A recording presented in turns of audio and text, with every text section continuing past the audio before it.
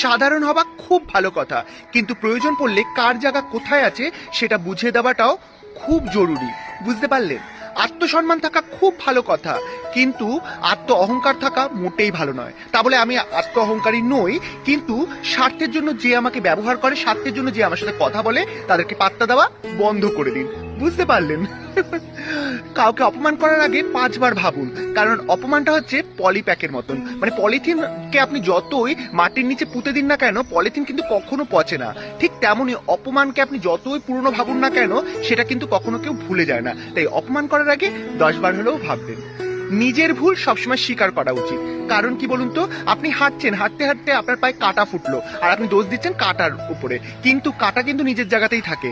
আপনি হেঁটে কাঁটার উপরে গিয়ে পা দিয়েছেন বলেই কাঁটাটা ফুটেছে, তবুও আমরা কাঁটাকেই দোষ দিই। তাই সবসময় নিজের ভুল স্বীকার করুন। বুঝতে পারলেন? আর একটা কথা মনে রাখবেন, এই পৃথিবীটা হচ্ছে গোল। মানে কেন গোল বললাম বলুন তো? যা করবেন তাই আপনার সাথেও হবে। একটু সাধারণভাবে বলি, ধরুন গ্যাসে আপনি চা বানান, সেই চাটা আপনি পান করছেন, আপনার পেটে গিয়ে আবার গ্যাস হচ্ছে, তার মানে কি বুঝলেন? পৃথিবীটা গোল।